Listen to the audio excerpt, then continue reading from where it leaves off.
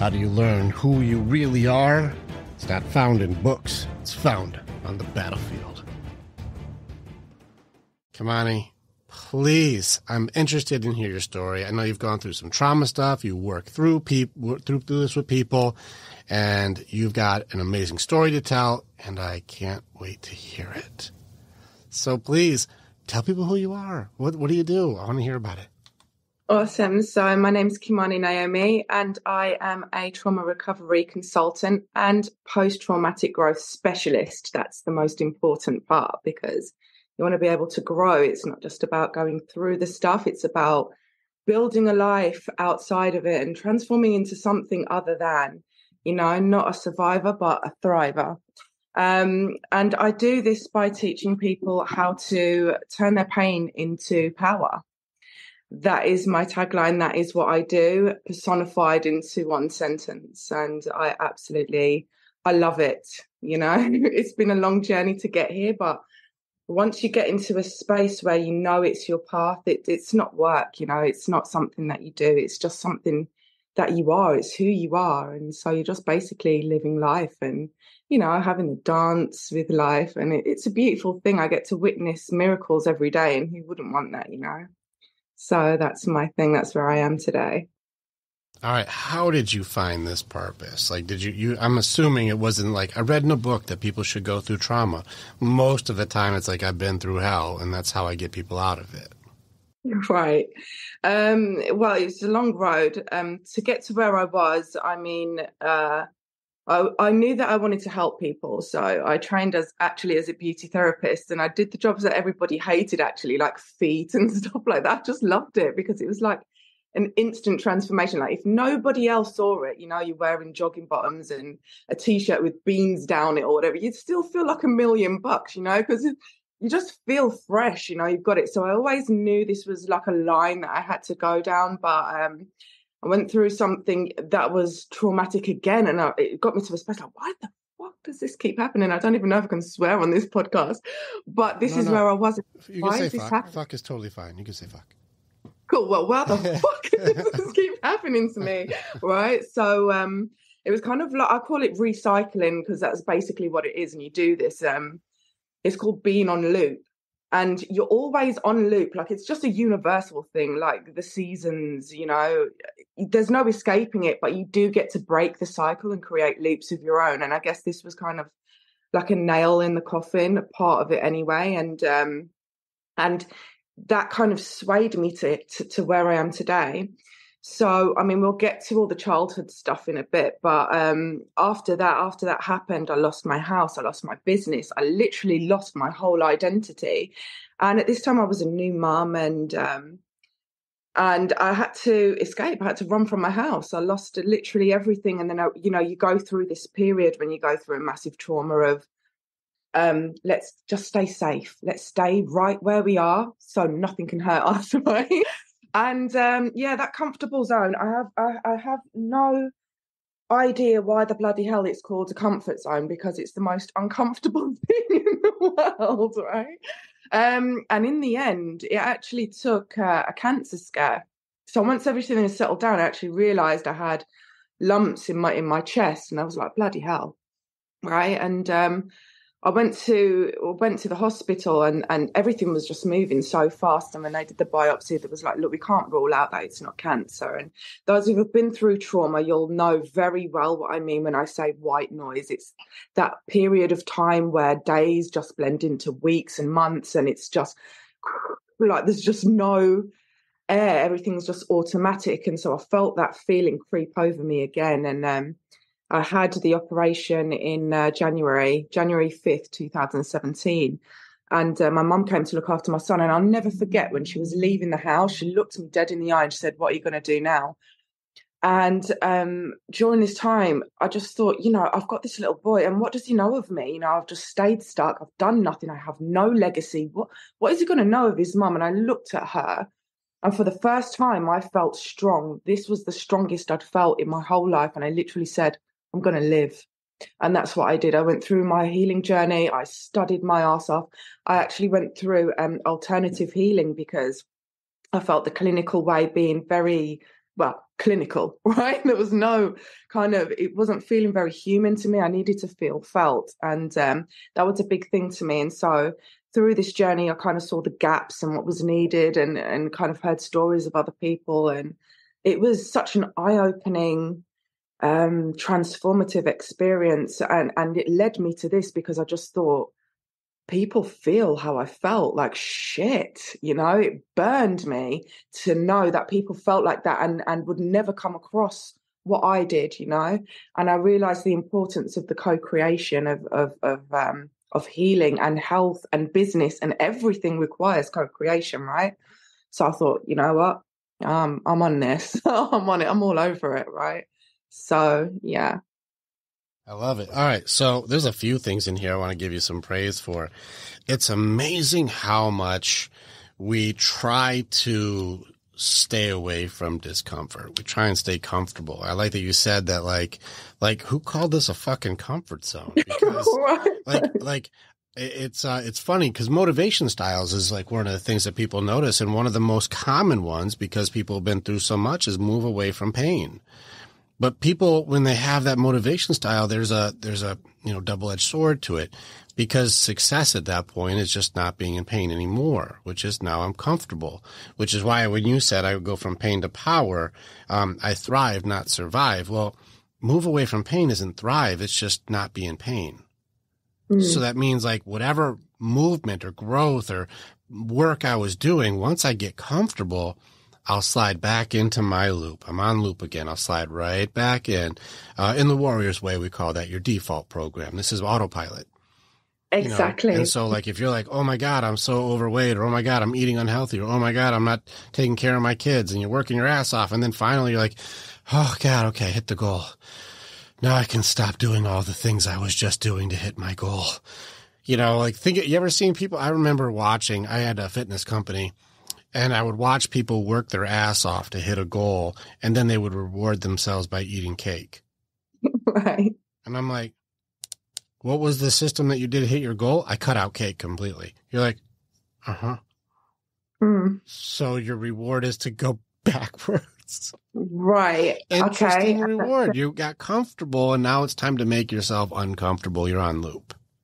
Yeah, getting out of loop simply means like forming a new habit completely. So you don't even look at it, because you're just not there anymore. Your lifestyle's completely changed. You're setting up brand new systems.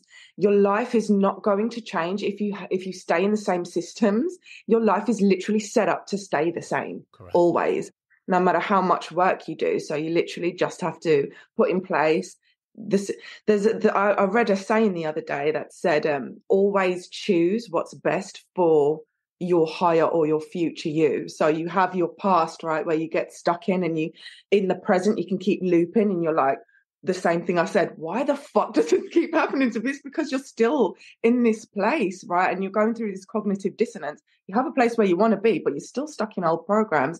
And so there comes a point where you have to choose either the past you or the future you, and the present you conforms to that way of life, and allows you to grow into the space where you want to be. Otherwise, you're just stuck.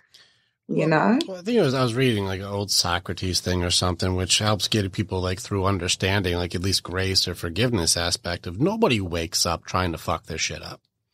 Like nobody wakes up like, today I'm going to ruin my relationship and destroy my life. Like nobody wakes up with the goal like this. It's just people are doing the best that they know with the training that they have, which doesn't mean they're doing good. It's just, this is my best.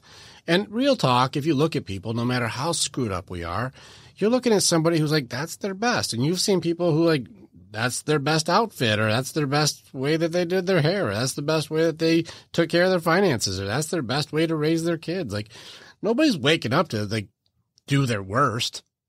Right. And so you're like, that's as far as you can see. And at some point there has to be that rock bottom, that existential moment where you go, I'm kind of a little sick of my own bullshit today. There has to be a thing, but you can't make a choice that you don't know exists. So people are like, make a choice to be like for your better self. You're like, I thought I already was.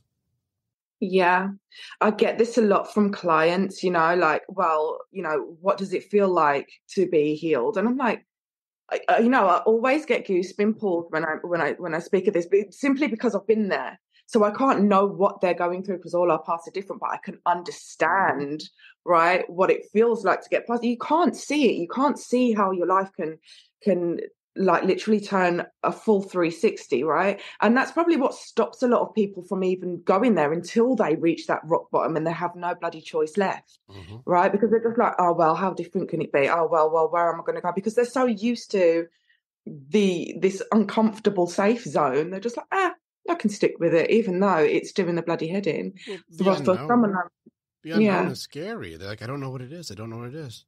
And it's funny yeah, as you as like a tour guide, if you're like a mountain hiking guide, and like they keep asking you, what's it like to be healed? Like, what's the top of the mountain like? What is it like at the top?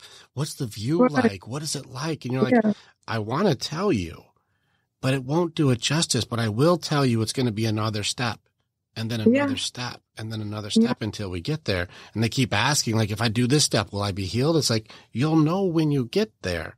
You'll see yeah, for yeah. yourself. And then anybody who's brave enough to do the journey with you, they're like up at the top and seeing the view, and they're like, there's no way you could have explained it.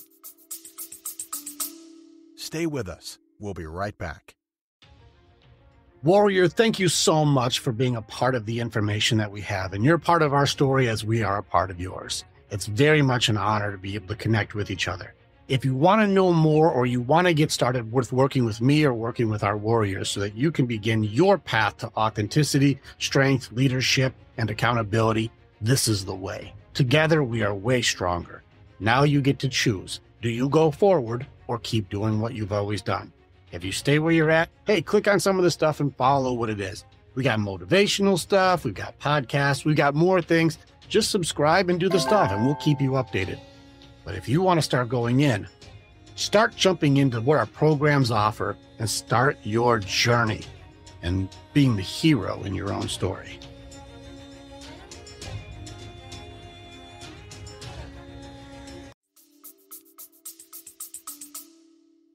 That is literally what my client said. I was like, I just can't believe it. Like, even to this day, one of them, she's going to be my protege. It's literally 3 years.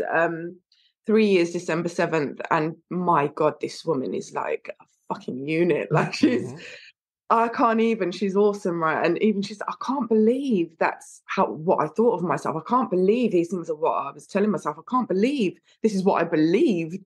And like looking back, it's like a whole other person. It's like this wasn't even my life, even though I know that it is. It's like, there's this massive gap. Been. I think that you've noticed if you've been working years with women, I haven't worked with a woman yet that denial hasn't been at the core of her curses.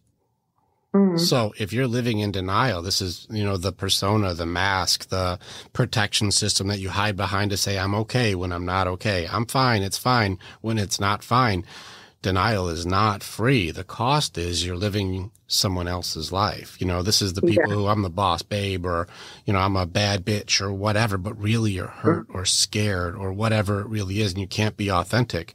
Well, if you're walking around, especially like the makeup curse or comparison curses, like these are complex curses to make it so you don't feel okay with who you are. Even like, people who get really far into augmentation and changing their bodies. Like, I hate who I am, so I need to be something else.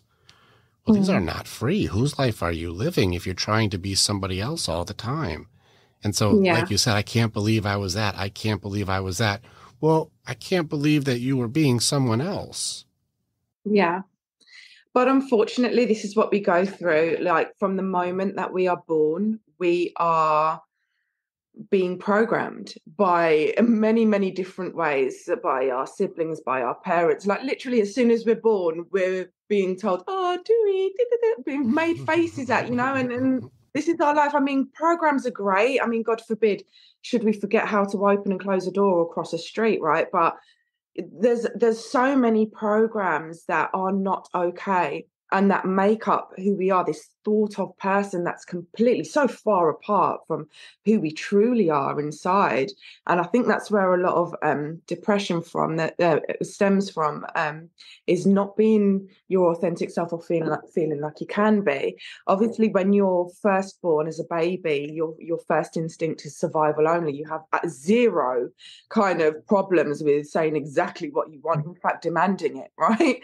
And then as you get a bit older, your thing is belonging, and these kind of things kind of you fragment yourself as a child. It's very different from healing as an adult. So when you're a child, you tear pieces of yourself away and you put it in your unconscious as a mercy, just so that you belong in a family unit or in a unit with your peers. So that could be your voice. This was me. I was brought up in a very, very violent household where children should be seen and not heard and beaten all the time. And so that developed into a stammer. It developed into me being an observer rather than speaking. And in relationships, I couldn't say what I needed. In friendships, I was codependent as well. And, you know, I never saw my power. I always transferred my own power into other people. And it was only when these relationships broke down many years afterwards, actually, I was like, wait a second.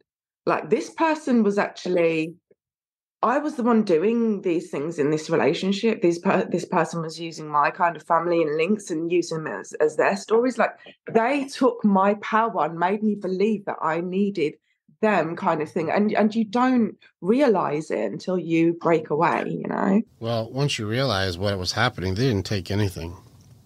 You gave it to them. Yeah, exactly. That's what you gave them all my power. I gave it away. Yeah. And this is where, like, you take your power back by going, well, I'm just not going to give it away anymore. Yeah, I have a piece in my membership called the Snatch Your Shit Back sequence. I like where you literally are just like, in there is a sequence. It's CPR, so it's literally bringing yourself back to life and getting back your power and your purpose before you even start. This is in the beginning bit. And I think it's so important because we give too much of ourselves away without even realizing. Yeah. Do you do it through like healthy boundaries, or does this go into some sort of neuro-linguistics part? How do you do that? Yeah, healthy boundaries is part of it. And also being, it's not just because people think that boundaries are walls. They're not. Boundaries are boundaries. Walls are something that you build to keep yourself in and everybody else out. Mm-hmm. But the thing is that you're also trapped. So boundaries is right. So boundaries is something that not only do you build for others to respect you, but also that you build within yourself for self-respect and to make sure that those boundaries are adhered to. And that's basically what this goes through. I do trainings on this all the time. Can you please give people, because it's one of the most common things I think we're both asked, what's a healthy boundary? If I tell them, don't talk to me like that, is that a healthy boundary? Like, what's a healthy boundary? No, a healthy boundary is being able to communicate. I mean, it depends in what scenario you're saying, don't talk to me like that.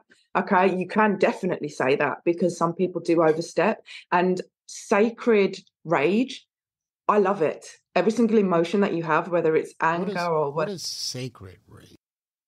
Sacred rage. So anger and then the upset. So anger, you can say something like, you need to slow down now. I don't like the way that you're talking to me. When sacred rage comes in because they keep going at you, that's, don't talk to me like that again, right? That's sacred rage. But both of these help to uphold your boundaries. Now, a lot of people are scared of their anger. A lot of people want to tear themselves apart and deny the anger. And that's why it becomes so like explosive. It doesn't need to be like that. If you accept this part of yourself, and say, this is here to protect me. What messages is this bringing me? In this scenario, I'm here, your anger would say, because this person is really overstepping a boundary right now and you're not doing anything about it. I feel like I need to raise up and take over. You can see your emotions as your staff and you're the king or queen of your castle, right?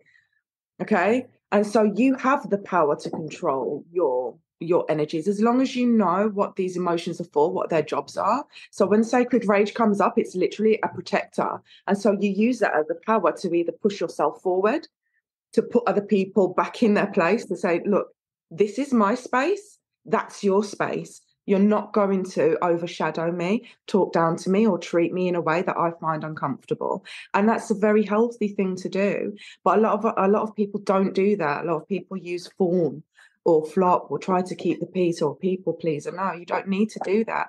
You can be a nice person and have anger, and use it for your best interests. In fact, if you're a very people pleasing person because you think it's nice, and I am using air quotes here, then it's essential that you lock into this energy to protect yourself from being walked all over.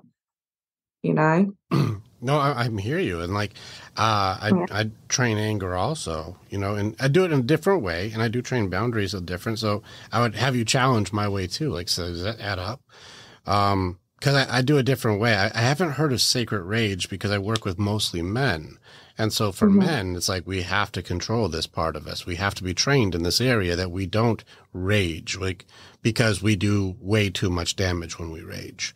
And so as guys, we have to be very careful, because if we lose control on you, there's way too much damage done. It's very scary. So we have to keep this under control. Are we a pack leader? Are we a good protector? And don't attack your pack. That's not a good leader. It's not a good leader.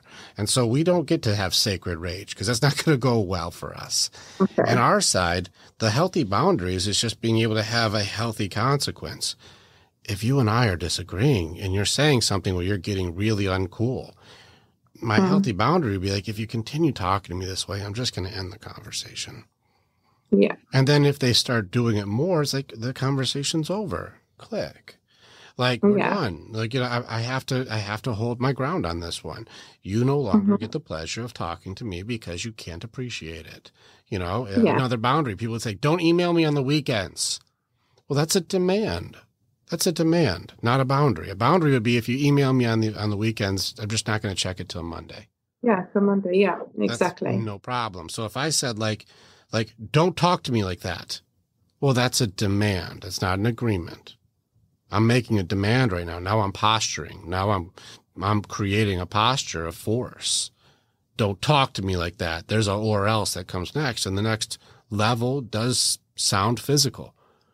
The next or else does sound like I will do something about it. Well, that's more threatening than it is being able to go hey, if you keep doing this, I'm just going to bounce. Right. So it's not to confuse it, but when sacred rage is with control, by the way, it's not allowing yourself to lose control. So what I do is something called shadow work. And shadow work, have you heard of it? Are you doing Carl Jung stuff, or is this something different? Yeah, like Carl Jung, yeah. Carl Jung does shadow work, but he does it in a very different way. It goes, I actually can't wait to hear what it is for you. Yeah.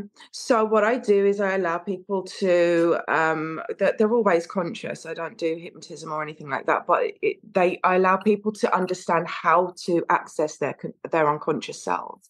And so when they go into this unconscious mind, they contact all of their emotions.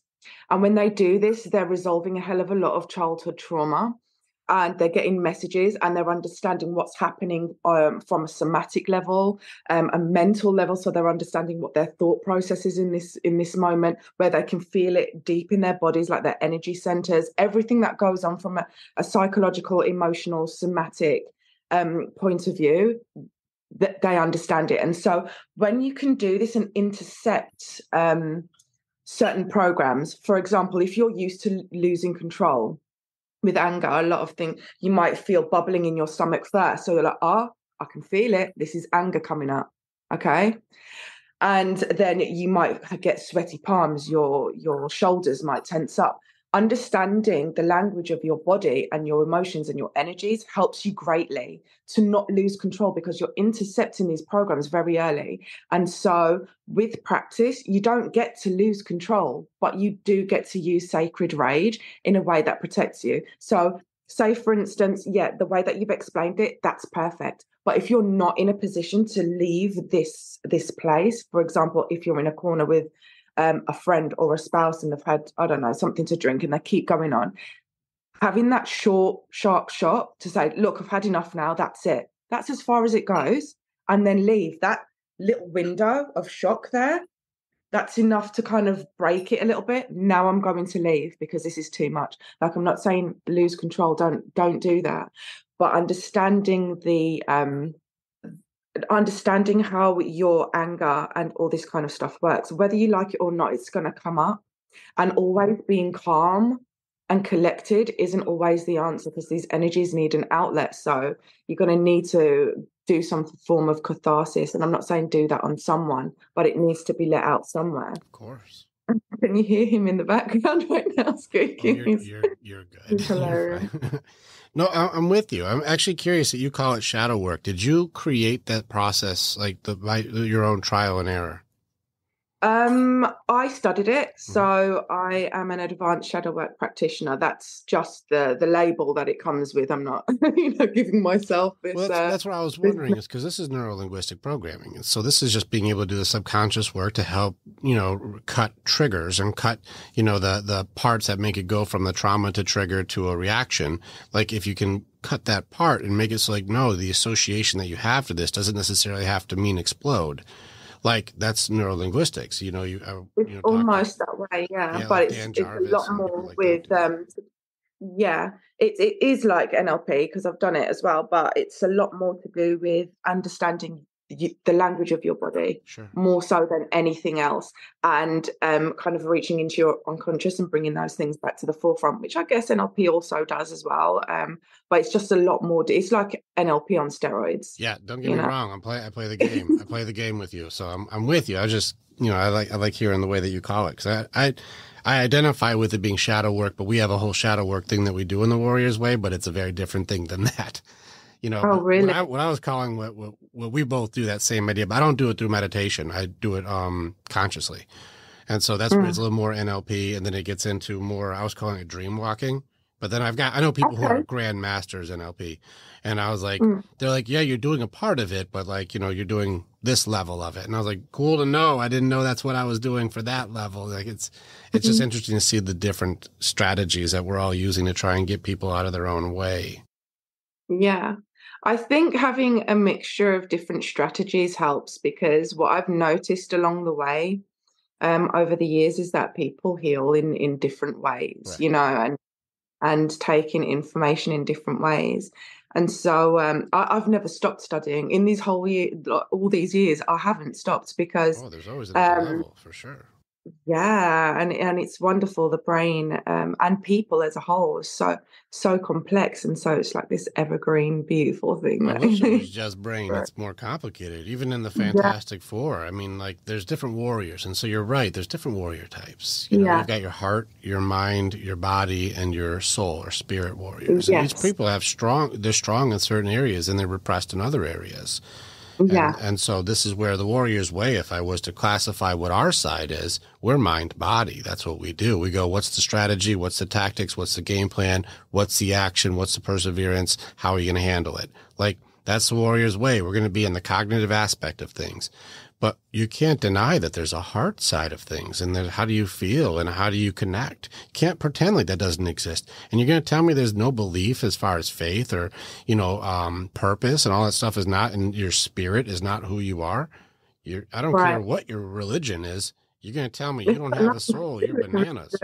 Yeah, exactly. I mean, look, you can measure it. There's actual scientific apparatus now, a bit like having a CAT scan, that you can see your energy centers. There's also things that can measure your aura, and we have an electromagnetic field. The world does as well. It's a well-known thing. All right, so that's the scientific part. You get like Schumann Renaissance stuff. You're gonna start getting like there's an energy all over. Yeah. But yeah, I mean, you feel it as a human being all the time. All your life, you felt it. Like, I can cut the atmosphere with a knife. You can feel when powerfully, right? It's crazy, right? Women do get it, women's intuition, but men as well, because I work with both. Men get it as well. Men, especially, like, if they feel like something's off, to go somewhere or something like that. That's more of a protective thing. Auras are interesting, and the energy is interesting. But what I meant by cutting with a knife, guys can be a big presence. But man, even when Miriam was saying she was women's looks can cut a dude in half. You could just give a look, and the dude's like, oh. like, Right. like women have a lot more power when it comes to that look, because guys will know. They're like, if the wife is like, you're like, oh shit, like no words needed. Yeah, I get it. It's crazy. It's crazy, but I think we work in very similar ways. Like you said, you've got your four warriors. I call them the five, the four pillars. Yours is the four warriors. I call them the four pillars. Yeah. Yeah. So yeah, I think we have like a similar outlook into how we work and what's important to look at. What I notice is the people who really do it seem to have similar strategies in different ways. You know, so if you're operating more spirit side and going subconscious and you're going that aspect of it, it's one of the warrior types you have to learn how to train with. You know, but you need all of them, because even if they do the work with you and they're like, I understand deep inside, I have figured that piece out, I've got this. Well, if they don't have strategy and don't have action and they don't know how to handle these situations with their warrior side, they're still just going to be sitting still. Knowing the answers does not mean it's a solution. Yeah. Like if I said, hey, if you're going to be successful, you have to start a business, you're going to be like, okay, I know I have to start a business. They're like, did you start your business? No, I just know what I need to, though. Yeah, like, right. well, that's not a solution. Then you still have to do it. Yeah. I call it bypassing, either spiritual or psychological bypassing when someone does this. Yeah. It's important to do both. I think there's a massive thing online at the moment, and it kind of pisses me off, to be honest, you know, please, because let's get some sacred rage in here. It's like spiritual warriors against, you know, psychological teachers, as though, you know, there's always there's always this and, you know, and but. So I want to hear more. I don't know what you're meaning on this. I'm not plugged into whatever that is, so I need to know more. Right. Okay. So what it means is, in the spiritual world, people will kind of have a go at people who are religious, people who, you know, are not quite on the spiritual thing, but want to know a bit more about it, are laughed at, heckled, and all this other kind of stuff. People in the psychological side will call things that are to do with the soul and the heart, very important things, call it woo-woo nonsense and heckle it, right? Okay. And alternative, and make out like it's not real, right? And what these two sides don't understand, what they're doing is they are literally stunting people's growth when they could be working together to make a person feel whole. They're kind of all up in their ego and kind of being the gatekeepers of healing, and it really gets on my nerves. You know, there's just need for it, you know. I like it. This is where one of my warrior perspectives, the warrior part of you will always ask questions. They're going to challenge always. Do you know what the most dangerous letter in the alphabet is? What's that? Why? Why is that? Why do you believe that? Why is that even in there? Why is this there? Why? I've seen grown people lose debates to 3-year-olds for just asking why. Yeah. Why? Yeah. Why? It'll smoke you if you don't know your answer. If you don't have your shit together, why will kick your ass. It's a challenging word. It's challenging. I need to get in further. And people will find that their ego or their excuses, when challenged too hard, will crack them. They will at some point get pissed off or have a negative reaction or deflect or start answering questions with questions or interrupting or over-talking or getting louder. And you're like, wait a second. If challenged, you fall apart. Maybe you're not an authority. I say, challenge everyone. Challenge me. I have PhDs who call me. I have people who have published authors, have written multiple books. Challenge me, because if I've got a gap in my system, you better point that shit out, because if it's not working, I'm not going to be putting people through it. Challenge everything. But you're right. You have people who are like, nope, you only need one of the pillars and you're good. You only need psychology. You only need faith or religion. You only need to follow your heart or intuition. You only need to be in hustle mentality, hustle culture, work 26 hours a day, sleep when you're dead. Like, oh God, that made me cringe. Like each one of them on its own, if you think that the entire belief system is surrounded by just one pillar, it won't hold up. And you see people highly overcompensating and then getting into the part that reveals that they are actually not that competent at what they do. Do you know how you can measure if somebody is actually good or not good?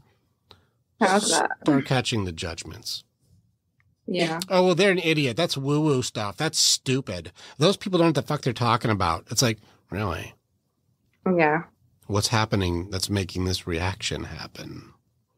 I think obviously they get a tribe and they, I think it can happen to the best of us as we're growing and learning about ourselves. We get a tribe and then we just think, okay, we've molded ourselves into this person now. And so if we step outside of this person, everybody's going to know. And we're going to be this fake entity. Good. But what people don't realize is that we're meant to change and grow all the time. We do all the time. Mm-hmm. Yeah. And if we don't allow ourselves to, this is how we get into this mess. He would have the zoomies now, honestly. But it's how we get into it. Yeah. I think it's funny, too, that people get so caught in their way that they can't grow anymore. Here's a fun thing. Here's a fun word for you. You ever notice how resistant people are to change? When you ask people, like, do people change? And they're like, I don't think people change. You know, it's some people. Yeah, like, leopard can't change their spots, that old saying, yeah. Yeah, people don't change. People don't change, right? Yeah. It's interesting when I did the same survey and I said, do you think people evolve? Almost everyone's like, of course we evolve. Of course we change. Of course we grow. Of course we evolve. What's the difference from evolve and change? I think when people hold on to certain words, like change, for example, what they're actually holding on to are many different things, like trauma, like pain, like memories that are unforgiven or you don't forgive yourself for. I swear. So yeah, it can be very challenging to believe in people changing, because when you have this word change, in an instance, it's very scary for you to change. That's what you're thinking. It's too scary. That's why people stay stuck. And then when that's outside of yourself, it's very hard to think of that person changing, because you're like, well, I've tried everything. They're never going to change. And then you think about all the effort and the time that you've put into this person or this situation, and it stops you. But then when you think of evolving, you then think about how far you've come, right? And so from a personal perspective, it's like, you know what? I have gone through a lot in my life. So yeah, evolving is a thing. And I'm actually going on this journey. So yeah, you can evolve, but it completely changes the narrative in your mind, I think. Mm-hmm. And that's the difference between the survey. I believe that's what it is. I love it. Yeah, it's interesting because people have a very positive response when it comes to. I did now stop because I'm going to take you out. Sorry. Yeah. And so people have a positive response when it comes to I'm evolving. That feels good. People struggle with change because, like you said, it's associated trauma. Well, trauma is in your loss. It's going to be in your grief system. Something was taken, something was lost, something has happened. And so change is loss. Usually there's something that if I change something, what I had before isn't the same. Yeah, exactly. So people struggle. And that's a scary thing. Yeah, like even you mentioned. Yeah, like you mentioned, like the unknown is scary, and so it will always bring up scary connotations in your mind, no matter how much or how different you're kind of portraying it or giving the sentence to it or meaning to it. It's always going to trigger something that's uncomfortable. So yeah, which leads you right into fear. Can I ask you something? Of course. So forgiveness is a big thing in the journey. I always find it interesting how other people approach it, because mine seems to be quite controversial. I'm very fascinated to hear what the controversial version of forgiveness is. It's well, ironic a lot of people because seem to think it's very controversial. I just did a training on Tuesday. Like this Tuesday, I did an advanced training, and I took the word forgiveness and I just added the word grace. Give people grace. Just that one word, because I have spirit warriors in there who are highly religious, but I have guys who are not religious at all. And even the one word being interpreted and what they believe that word means to them turned into a very interesting debate amongst, like, it was about 20 guys in there. having this is only my advanced class. I don't do this stuff with my guys who are going through first wave. Like, this is only guys who've gone through advanced training. And that way we can have a healthy debate from very different point of views. I loved it. It was fascinating. Yeah. And so just that one word, how do you give grace? How do you forgive? It was a very different point of view. So could it be controversial? It wasn't that conversation. I love that. I love that. It sounds like we're on a similar page, which I love. And I also love what you just said about the advanced stuff, because that's where I put about forgiveness in the advanced stuff as well, because I feel like it has to be like a gentle wave. Like there's steps to this. Otherwise it's just re-traumatizing. And I think you understand that, right? So what I tell people is fuck forgiveness outside of yourself, basically, until you're ready. Start from inside, because when you go through trauma, you go through kind of self-blame, sometimes guilt, you hold a lot of stuff in, and you go through a period of self-abuse a lot, you know? So start that from inside. Forgive yourself first, because I believe that forgiveness comes from understanding. And if you can't understand what a person's done to you, what they've put you through, or why this has happened, the forgiveness becomes fake. And, you know, you're just kind of holding on to this and saying, oh, I forgive it, I'm over it. Yeah. But not really, because these programs come up, and that's where the not being able to have control over your emotions comes from. But that's denial. Yeah, denial. And denial can disguise itself as acceptance. You know, we know the answer, but if you use denial to be like, oh, well, then I forgive, I'm fine. But you never went through bargaining. You never went through anger. You never went through sadness. You didn't go through those. You skipped those. Grief. But called it. The label is correct. It says acceptance. I'm good. It's fine. I forgive. Yeah. But that volcano, that suppression leads to expression. It's going to blow up at some point. Absolutely. So I agree with you. Now, I'm interested to hear this fuck forgiveness thing. Like, I want to hear, like, you're like, okay, so outside of myself, I don't need to, like, are you saying, like, you know, because I subscribe to this part, you don't have to go to other people and apologize or give grace or say sorry. I don't have that as part of anything I do. Like, if somebody you did wrong or they wronged you, you don't have to go to them and say, I forgive you. It's not part of my program, at least. Is that what you mean by you don't have to have forgiveness outside of yourself?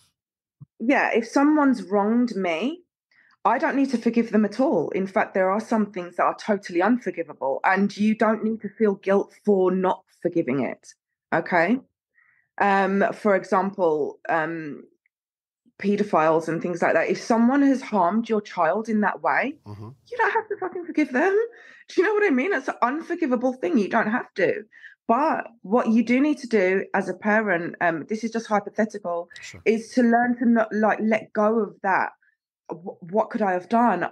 That guilt, that shame, that, oh my God, I wasn't there to protect my kid. What the hell? You know, that's what needs to be forgiven, so that you can be present with your child, because at that point, and that's what they're going to need from you, right? Yeah. And, you know, in similar circumstances, to forgive yourself, you're kind of giving yourself grace to be present for yourself. And once you are present with yourself and you really do come to that place of forgiveness and grace within your own self, forgiveness can be possible, of course, outside of yourself, but not until you've done the inner work. It's basically impossible, because if you can't understand yourself and give grace to yourself, that cannot be extended outside of yourself. Yeah, I agree very much with what you're saying right now, but I think that this is where I found most of my mastery ends up falling into the category of grief, as much as I didn't want it to. It all still adds up. Like you just said, like, this is where you look at the different pieces: avoidance, guilt, blame, shame, you know, or even judgment. Put that in there too. Well, those all fall into specific categories that if you know how they work, you know how to fight them. But if you don't know how they work, you get blindsided by them. So if you get into an aspect of avoidance or even judgment, I would throw those into denial. We're not going to be in reality. We're going to be in what we think everything's supposed to be like. We're not going to address reality. Okay, that's fair enough. Part of our coping mechanism too, which is going to be, you know, retreat, hide, suppress. You know, it gets into that. I don't want to deal with it. Let's do something else. Momentary fragmentation to just not be in that place. Yeah. It's all denial. It's just part of your grieving system. Okay, let's go into the bargaining. I think bargaining falls into guilt. People confuse guilt and shame often. Guilt is feeling bad for what you did. Shame is feeling bad for who you are. And so these are different things. And so bargaining is like, well, if I would have done this differently, if only I could have done that. If I would have said this, then they would have done this. If I could have, if only. It goes into the fantasy world. It goes into the if only. But oftentimes you can't change that. So you'll feel bad for what you did because what if I did something else? Well, that's not real. And so being able to have that reality aspect of it can help you get to acceptance through the guilt. So you can't shame me or guilt me into feeling bad for something that's never going to happen. And if you know how to beat that, you can fight that. Well, anger gets into the excuses and blame part. This is an allocation of power. I'm going to give my power away to say it's all your fault. You did it. You. And when you start giving away accountability, it starts taking it off of you and you allocate it as though you're an authority to do so.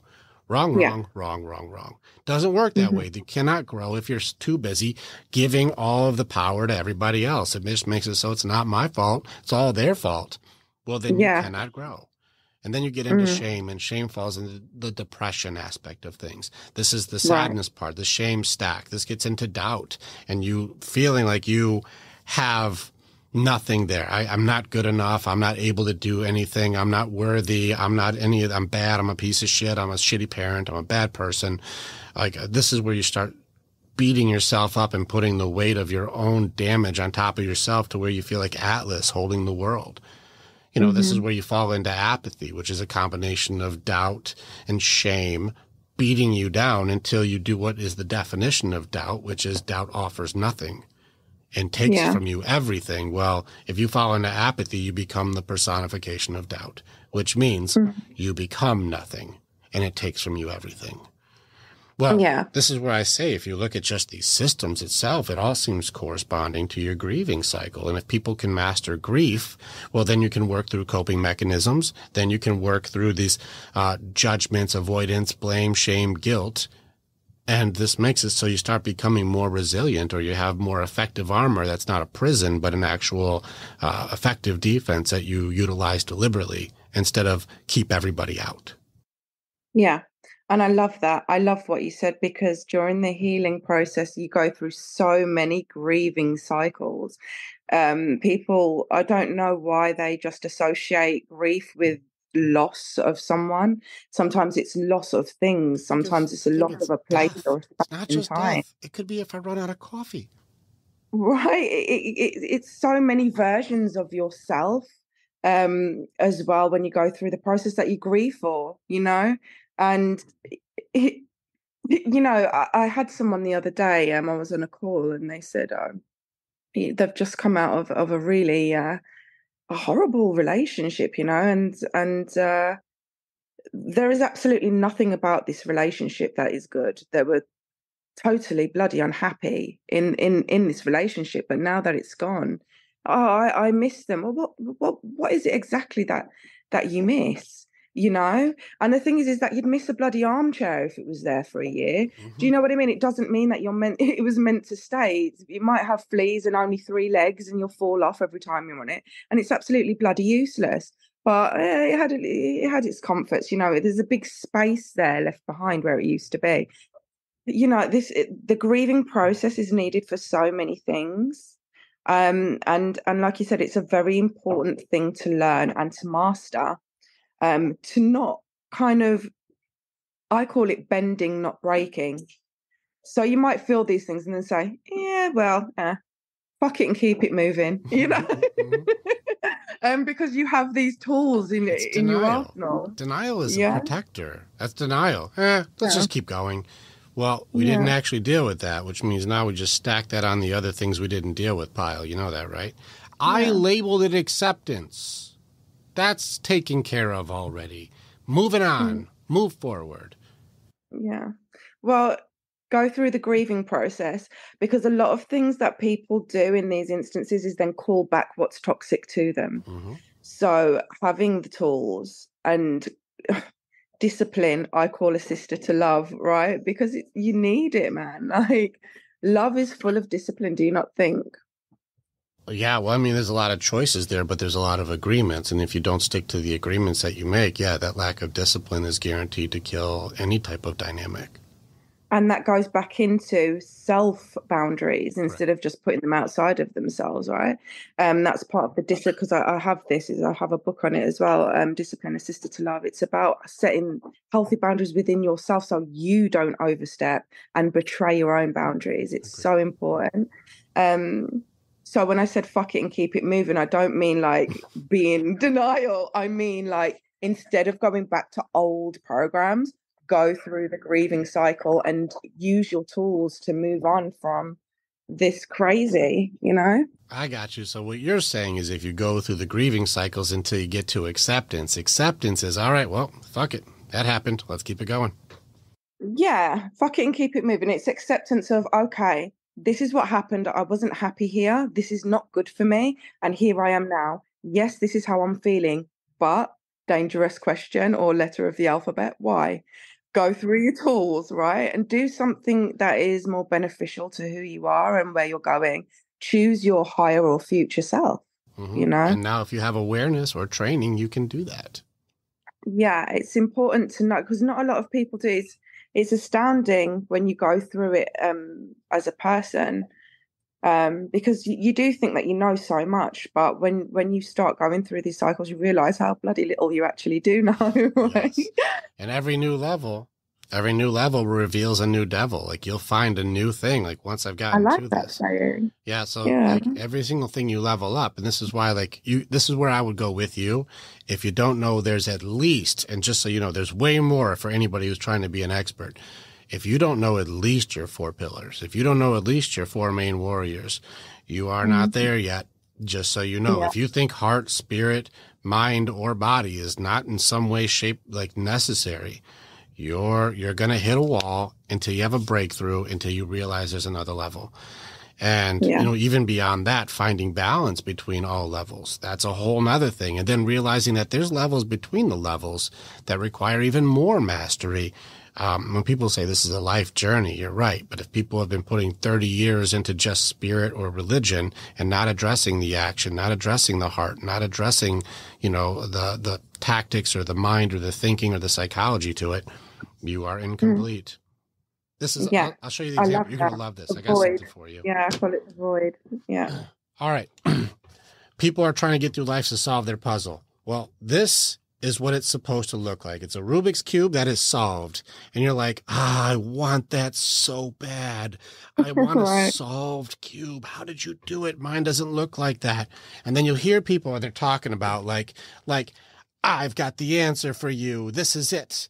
I can help you with the answer. And you're like, yes, that guy's so confident or that girl's so confident. It must be the answer. And then you realize it's just the one pillar and you hang out with them and you realize their whole cube. It's just the greens. Yeah. Wait a second. You didn't do any other sides. Like, no. Just get the greens. I'll help you with the greens. You get just the finances or just the religion or just the heart side or just the action and do the action part and start your own thing. You're like, yeah, but my relationship is falling apart and my sons and daughters don't talk to me and I don't like myself. And there's a lot of stuff going on here. You're like, no, just the greens. Yeah. And they'll convince you that that's all you need in life. For some reason, it's insane. It's insane. But it is so important to open yourself up to everything that you are as a human being. You try and deny it as you might, but there is no escaping it. And you know that you're not there because you'll feel the void. Mm-hmm. Well, once like you'll feel that incomplete. Yeah, you'll feel incompleteness. Mm-hmm. And that's a clear sign that you're not balanced or you're not looking at everything that you are. We're so much more than we've been taught to believe. Society wants us to believe that we're a meat machine meant to just fuck, eat, sleep and work. Mm-hmm. And doctors want us to believe that we're just a physical being where numbing down the symptoms is going to solve all your problems. Spiritually, looks like job security for us. Yeah, maybe so. But well, go ahead. Tell everybody something that doesn't work, because at some point, like time reveals, time will expose. That doesn't work, but you're going to start seeing the people who are in our our infrastructures, and I don't see, like I said, I don't see competition out here with you. I don't see competition with other men's groups. Anybody who's really, truly doing the work, we're speaking the same language. I don't see any. We see co-creation and nothing more. Mm-hmm. That's what I see anyway. Yeah. I'm like, this isn't competition. This is collaboration. I'm like, this works much better because there is nothing this is like, you can heal, do the work. There's a way. Let's do this together. Like, it's just better and it's working. But to say you're a diagnosis, you have symptoms, that's your identity, you need medication, don't talk to anybody. Like, this is not the way. And it keeps proving to not be working because the more isolated and the more people have a belief system that they are a diagnosis, the more issues they're having, the more problems are going on, the higher suicide rates are. And you're watching people who are in our groups, like even our men's group, where they're like, man, even military guys, they're like, I've never had a brotherhood like this, even like since the military, or even supersedes. I can come in, take off my armor, let my stuff out here, and there is no blame, no shame, no judgment, no guilt. We just heal and grow and challenge and push each other to be the best versions that we can. It's a collaboration of alphas. This is all pack leaders who are like, let's do a black box theory. Let's all share information that's working and not working, and then let's take all of that collective and take it into our pack. Let me be the best father, best husband, best man that I can be, because I'm taking decades, if not hundreds of years of wisdom and applying it immediately. I love that so much. Do you know what I think is a real big problem right now, and why I love people like you and the space that we're co-creating and creating individually and as co-creators of it, is this delusion of forever, the forever delusion, which has been out there for a long time, which keeps people stuck in depression and makes them feel like nothing's ever going to change. And this is massively put out by the medical system at the moment. For example, depression, it's made to believe that this is a permanent thing because you are lacking in serotonin. That is one of the biggest lies ever told to humankind. We've beaten it so many times. It's not a serotonin depletion, which is an There's aspect of it, but it happens because there's things that are not being taken care of.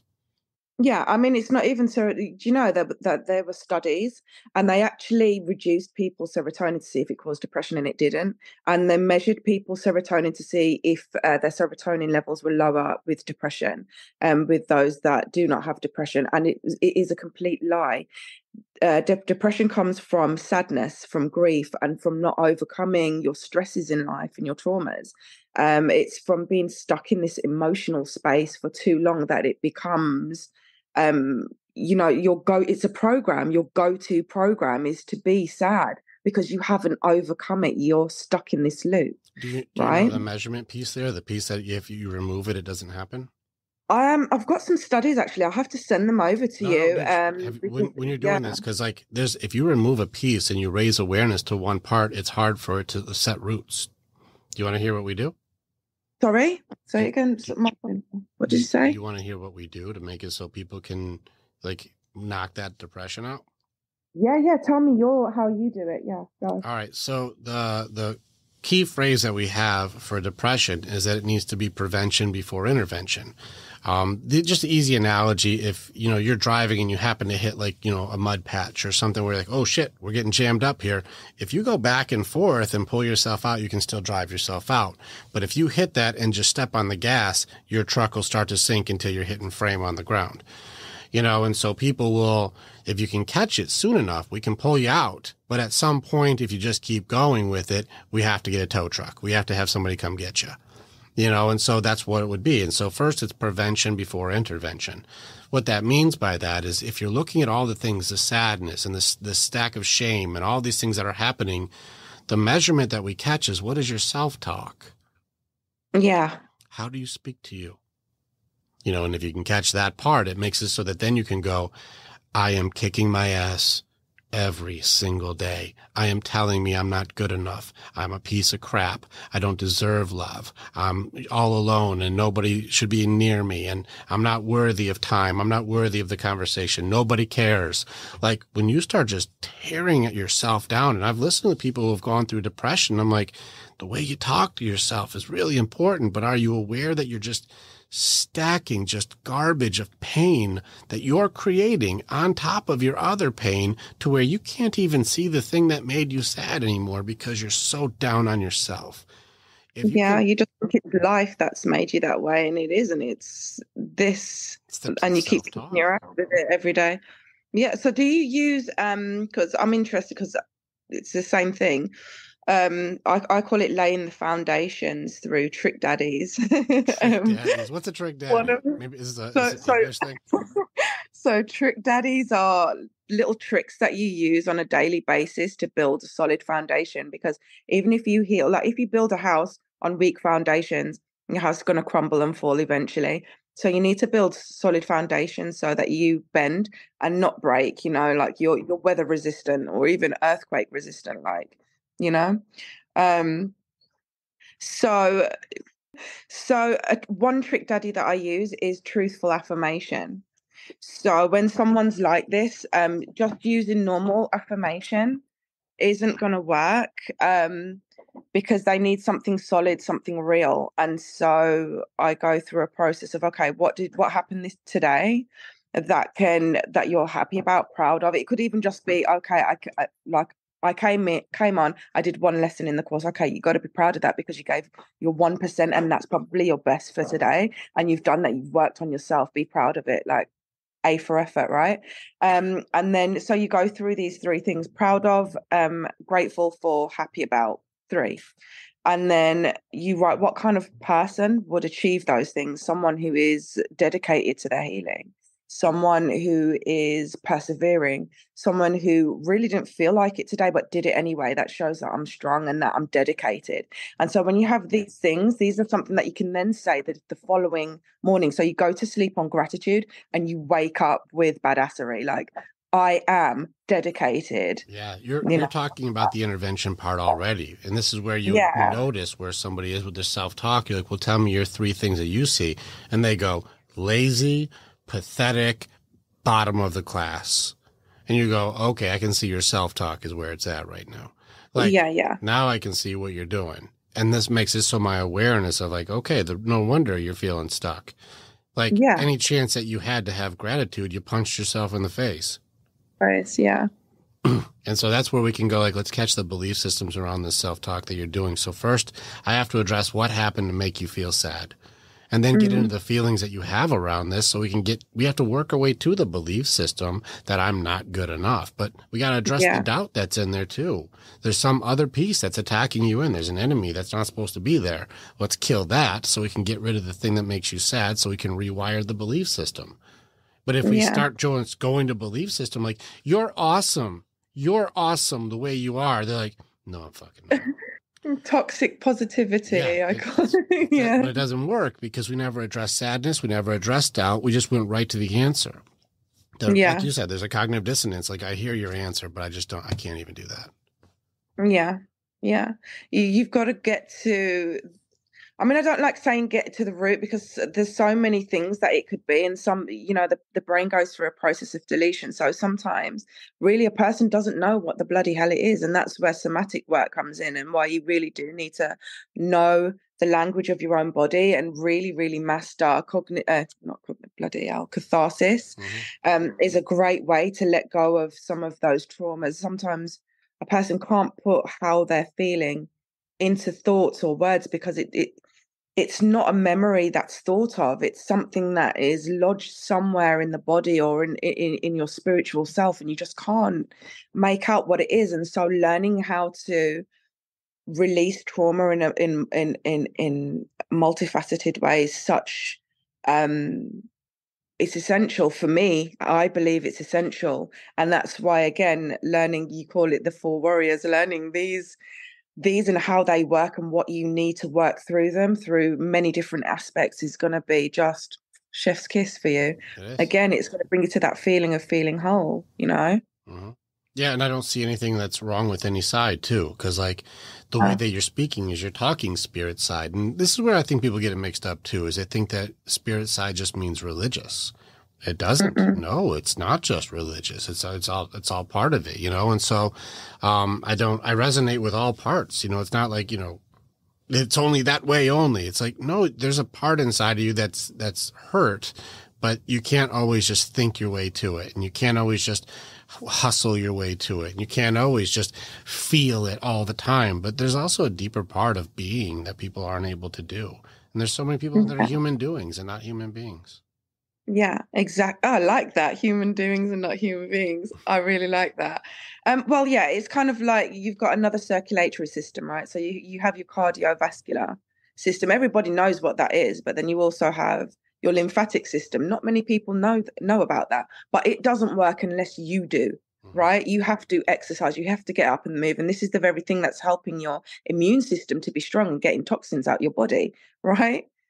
Okay. And it's the same. You have your body, you can see it, you know it works, right? Just like your heart, you can feel it pumping. Can't feel your lymphatic system now. But then you also have a secondary body, which is your soul. That's the spiritual bit. And you have to work it. You need to exercise it for it to get rid of the shit that it's accumulated over time, and to recall all your power back to you that you've you've taken away as a child and kind of, fragmented from yourself. That's how you recall it, is by exercising all of you, the whole of you, and understanding who you are as a whole and what you are, more importantly. So absolutely. Yeah, I think we're speaking the same language. I just see you on the more the spirit side of things, and it's necessary. You know, this is where I completely agree with the work that people are doing, because come to me for this side, but then you got to go to Kimani for the other part. You can't like, I'm not going to do her part. That's not the side I do, but you do need this and you do need this,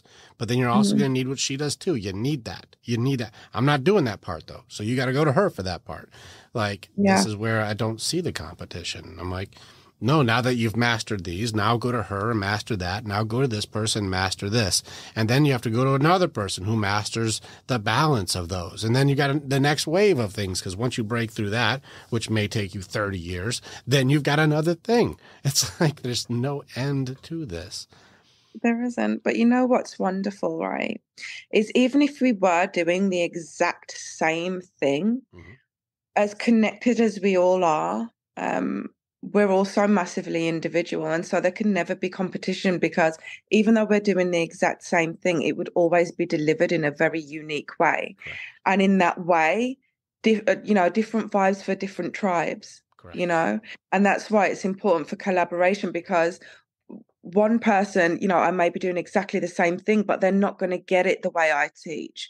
And so if I have someone who I know is also fucking amazing, why not say, hey, you know what, this isn't working out for us, but this person, man, is going to knock your socks off and they're going to be amazing for you. You know what I mean? Making these connections and links, because at the end of the day, like I said, my work isn't my work, it's my life, and I love it. And so making these connections and links to ultimately bring people to healing means more to me than anything else, right?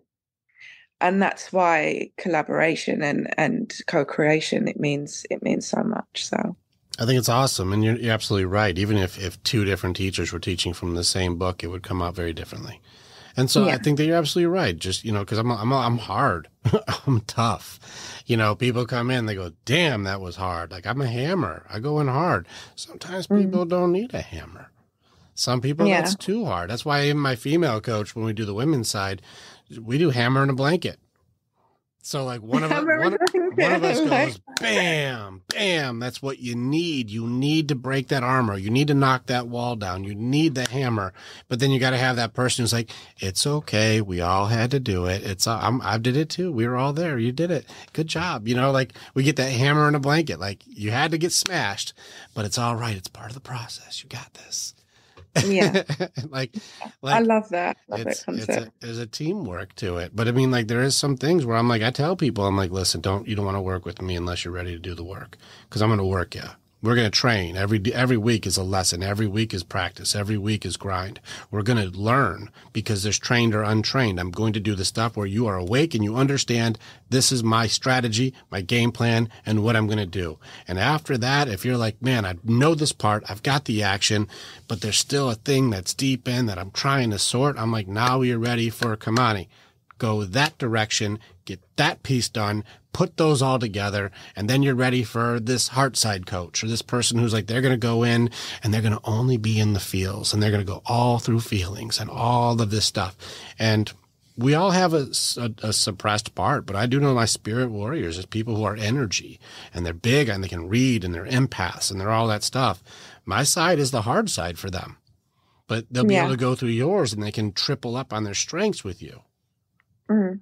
And that's necessary. Yeah, I mean, I'm quite gentle in my. I don't know if I am actually, because fuck forgiveness. How you're describing it, people describe me as that, as being like I don't take no shit. Do you know what I mean? Like you're implementing it, or you're not wasting my time or yours, right?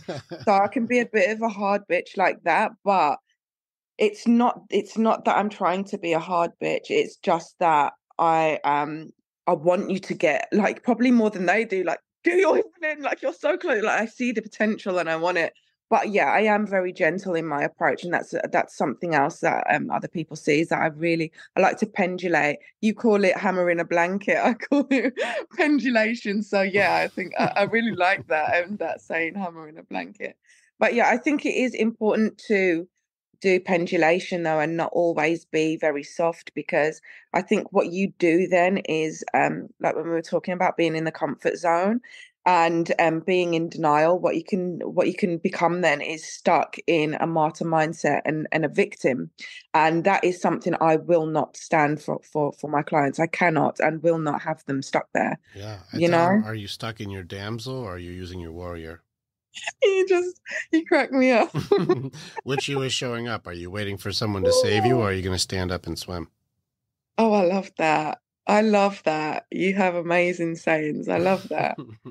I really do. This is awesome. Yeah, I like that. I see a lot of people going into damsel mode, like, how come nobody's going to save me? And you're like, you can touch here. Stand up. Yeah. I mean, it's so easy to get there because we go through it, don't we? Like all our lives, especially if you're stuck in wounded child mode, you're still waiting for someone to kind of take the lead and be like, they're there. But there's only so many there's you can bloody have before you just fuck it and keep it moving. Yeah, you've got to. This is important for people. Like, I'm going to tell you right now, me, is my suppressed side was my heart side. I'm like, wounded child shit. What are you talking about? I'm on psychology side. I'm on thinking side. I'm on process side. I didn't find any kids over here. This is all theories and logic and reading and books. I don't see the strategy. There's no kids here.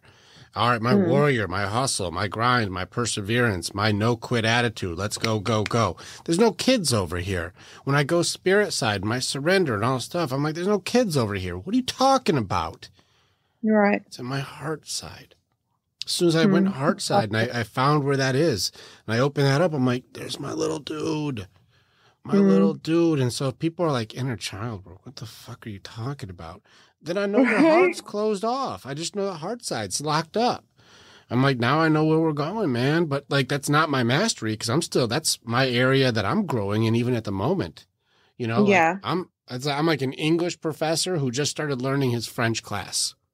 Like, I know English. I'm a professor here. I'm good. I'm learning French though. Totally different language. Like I don't have this one down yet. Yeah, this particular place, this pole is definitely layer cake. I think all healing is layer cake anyway, but this particular one has layers. Okay, it's like an upper cake. There's too many sometimes, but I'm with you. It's bananas in there. It's wild. Yeah, but it's essential. You know what we were talking about earlier about not wanting to move because no one wants to face the pain of the past and know, that the future's unknown. And so you just kind of be stuck and going through this. It doesn't have to be painful, like not massively, and I think that's what people kind of don't know, because when they try to do it themselves or when they talk about it, it becomes like a re-traumatizing experience. It doesn't have to be that way. Not if you've got someone who knows what the fuck they're doing. Yeah. Like, with training, it's not so yeah. bad. You know, And then what depending on happens is that comes up. exactly. Yeah, but that's where pendulation comes in, you know, if it becomes too much, because the way I work is I take you to your higher self, like I call it calling upon the observer. So you're literally looking down on your life and seeing the story from a different point of view altogether. I've heard that. So you can have a different perspective. You have? I do it differently. I'm not Right. the observer. I've heard multiple people use the observer. Yeah. Like that does help people to be able to do it that way. And I've used that oftentimes too. Like you said, the shadow work or going into people's memories. Whenever we would do that, I'm like, let's go rescue little you. Like, you know, I'll go in with you. And like whoever was hurting you hates when I'm there. When people want to be really shitty, they hate when I'm around. I'm not very fun to be around and do shitty things with. I don't know why. I don't understand. People do less shitty things in these memories when I'm there. But in any case, it's one of those things where I'm like, you as an adult and me, let's go get little you. Yeah. And it changes the memory real quick. Changes it real quick. We start changing things around. But that's the only time I ever use the observer. Otherwise, I personify what it is that we have to fight. And is it doubt? Is it fear? Is it anger? Is it depression? Which thing are we fighting? Let's go get it. Let's go face it. Lock your shield next to mine. I'll show you the weak spot to this thing, and then remember your training and fight it accordingly. When you know what it is that you're fighting, you know your warrior type, you know your strongest part of you, you know where you hold your ground, you know your best attack, and then you go in and you do it to the weak spot of the thing you're fighting. They're all very, very simple when you know how they work. The tricky part is sometimes they team up. Yeah, they do. A lot of things they do have a pack or a togetherness because they need to a lot of the time. It's a team I think sport. we're different in where we work with the emotions. Like with you, you're like, what do we need to fight? Correct. With me, I'm like, what do we need to accept? What do we need to listen to? Not always. The enemy within needs to get its ass out of there. Yeah, but the enemy within is sometimes not really an enemy. It's just a fucking pissed off staff member who's had to time you in the cupboard because you're not doing your job.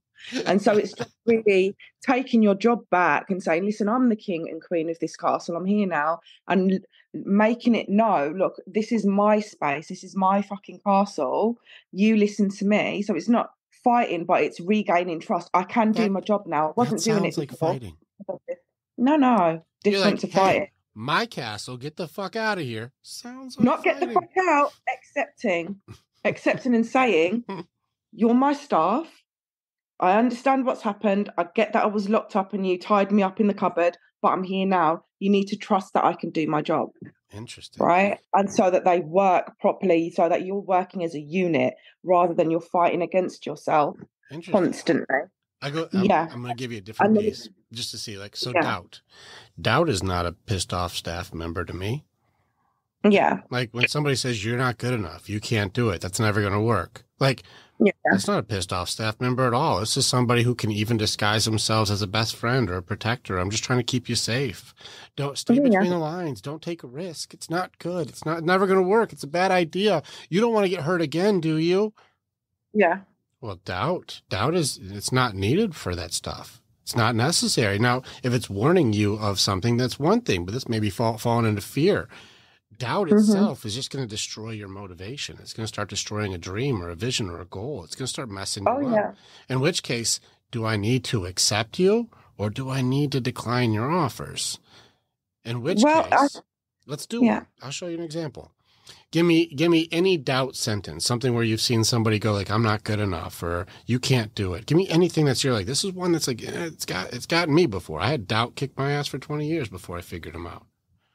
Yeah, I mean, okay, so I'll use myself as an example. Like back then, my doubt was like, you've lost everything before. It's never going to work. This is where you belong. It's never going to work. That was my doubt. This is you. Like, this is your life. There's no point in continuing to try and be something else. Don't try. It's never going to work, right? Yeah. This is it. Yeah. If you look at the offer then, because the definition for doubt is that doubt offers nothing and takes everything. Well, let's challenge the offer. What are your potentials? What is like, if I've got a goal to get out of this place and I'm going to get back on my feet and I'm going to do a thing that's fulfilling and I'm going to find a way to grow and I'm going to get my family out of this situation and we're going to do all these things. We got all this. And the other part is like, no, it's not going to work. And you're stuck here and you can't do it. What is the offer that they're saying that you can do? Nothing. There's no offer. In which case, if I look at doubt itself, I don't have to accept. It's actually better to go, well, I have all this potential to do great things, or I can guarantee nothing. I've got to pick one of these offers. Which one do you decline? Obviously, it's the one that's nothing. But what I'm trying to say is, you would think, obviously, until people don't realize that there's an offer. They think an offer made.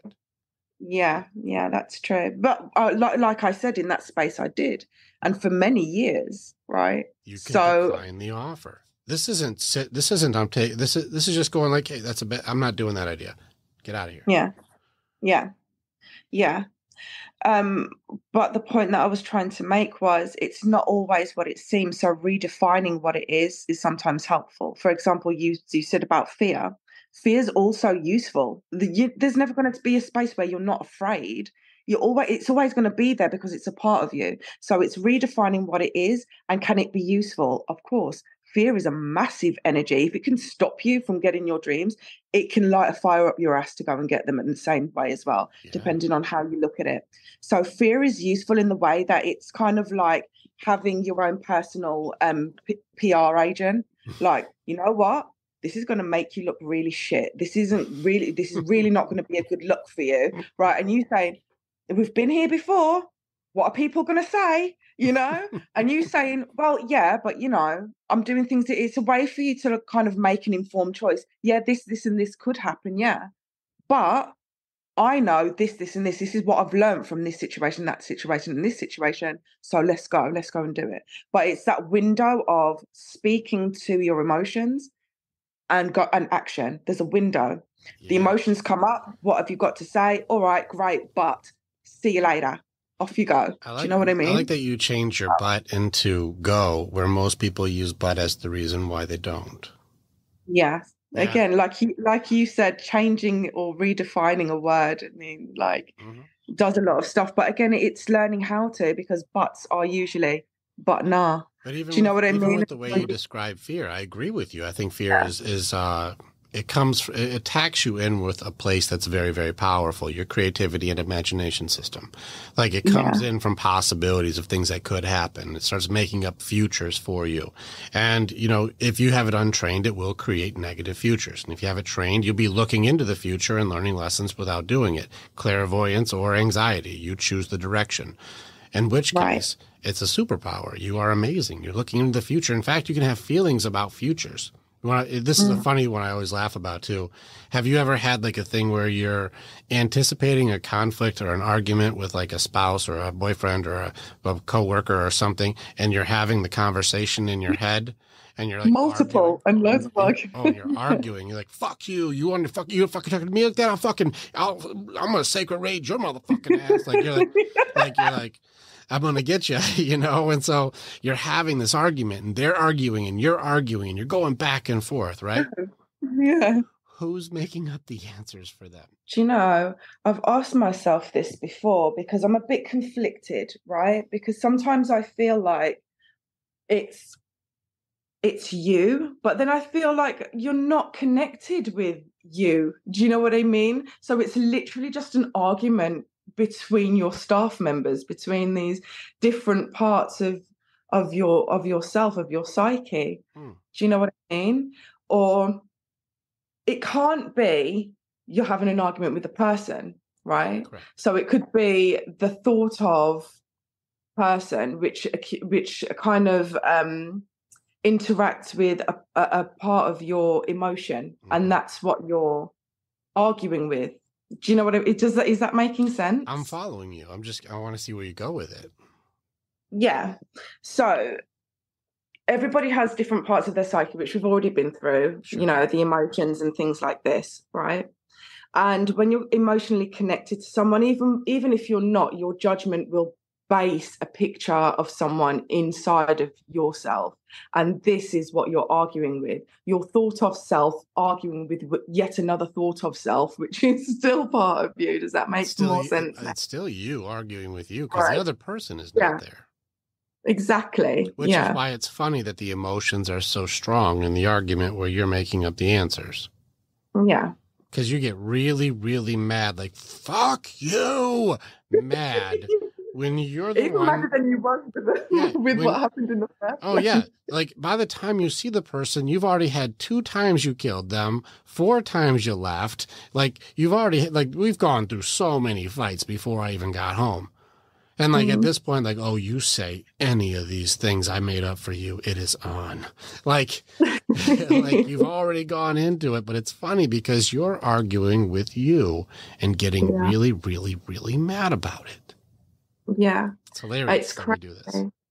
It is. And, you know, when we start this process of becoming the observer, do you do this in your I do it more cognitive. I don't do the observer part. I lock shields and we go in and battle. So it's still an awareness piece to it. So we're very high on awareness. I just don't use the observer as my strategy. But it's the same. Right, okay. Because what we're talking about here, this is kind of, I'd probably say 1/4 of the way into my membership. I teach people how to become the observer and literally observe their minds. That is the very first thing that you do before going into any awareness training. It's in the first section too. Awareness training. Yeah. And I literally like speak to them because we have a community as well. I'm sure you do. And we speak to each other about the madness of our minds, you know, because when you first look into this, right, it becomes so loud. It can for people like, oh, she's listening. And they all kind of start talking at once. And it becomes so like, when you bring awareness to it, it becomes almost like, wow, like I didn't realize how much this was happening throughout the day. Like it's relentless, you know. After awareness training, the default program is fascinating. Like some people say even just section 1 was like, it was life-changing. They're like, I didn't realize what my autopilot system was. And then once my awareness was turned up, I just realized how self-destructive my thoughts are. Yeah. It can, you know, we have so many thoughts. And what you were saying before, when it comes to self-deprecation, even things that we don't even know that we're saying or how many times we're saying it, like it going through this training is amazing because it helps you to redefine your thoughts, like reprogram them. Because when you are programmed to be in a certain way, it is relentless. And you realize this, like we said, when you start to come to awareness or when you start to get into that observer role. And so when those patterns are changed, you can't believe the relief that you feel. It's literally like a huge weight has been lifted from your shoulders and kind of start to see life a bit differently. And that's where that, I can't believe that was fucking me. Do you know, that's where that comes from, because everything's changed, but internally. And so in doing that externally, everything changes also. You rewire the belief systems. Once you rewire their beliefs, they just see a different planet. It's like turning the colors on. Oh, 100%. 100%. I think some people call it going beyond the veil. That's more like a spiritual thing, but it's also like a reality thing because you do kind of step out of the matrix, so to speak, and you see life for what it really is and what it can be. Like possibilities become more apparent and you become more limitless, you know, once you're relieved of all these limits that you've put on yourself, on your heart, on your whole being. Yeah. Absolutely. Sorry, I'm talking away. Nope, you're absolutely correct. You know, the result is good. But again, if people want to be able to see, well, what is she talking about? And I want that so bad. Please, Kimani, tell me what it's like at the top of the mountain. What is it like to be healed?